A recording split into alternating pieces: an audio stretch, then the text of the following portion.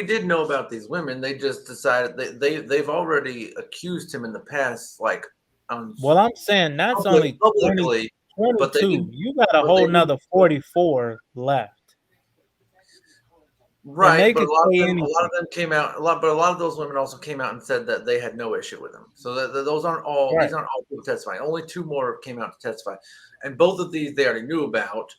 And they said, listen, they came out publicly, but they said they didn't want to get involved in the investigation. And then they felt like he was. They said that they felt like he was getting away with it, so that's why these two women came forward. So I think that Cleveland did know about all this stuff. I think they didn't. Obviously, I don't think anyone expected.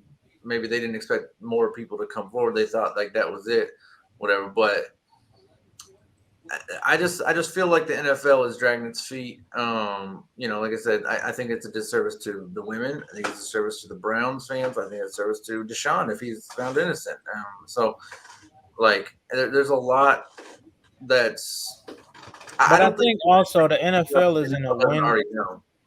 I think the NFL is in a lose-lose because if they take too long, they dragging their feet, and if they do it too fast, it's like you didn't let all the stuff develop.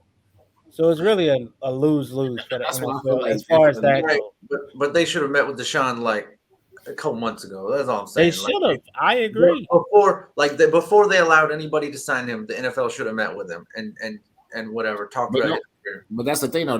He was still going through that other trial through that time. He couldn't talk to nobody else. You know what I'm saying? Because he was still going through the trial of what he before he just got proven not guilty for. So I mean, even Yeah, I think even if the NFL was wanted to, I don't think they could have possibly talked to him about that certain situation because of the fact of that investigation that was already going on.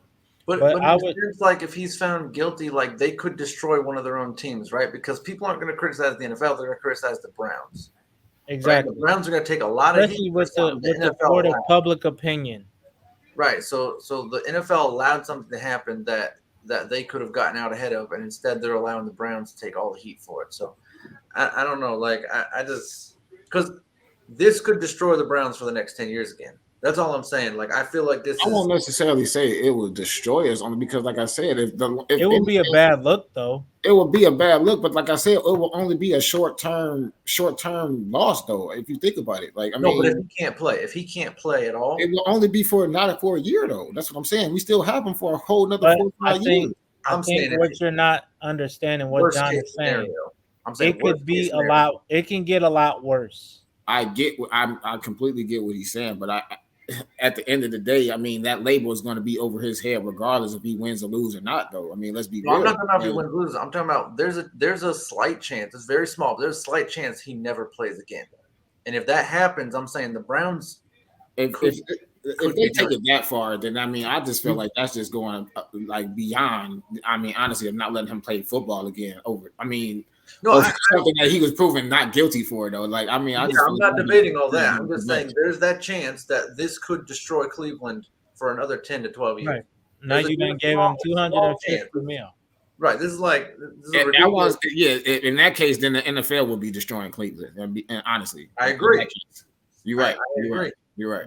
This could, this is stepping in and saying Chris Paul can't go to the Lakers level. Like this is like shift changing, like moves that like when a league is coming in and allowing things to happen. So that's why I think they should have gotten out ahead of it. I'm not saying I agree. publicly, but I I'm agree. saying the NFL privately should have met with Deshaun months before they allowed the Cleveland to do I that agree and too. take all the heat for it. It's like you can't sign him and you can't trade him until we talk to him. Right. Almost like you're on the exempt list until we talk to you.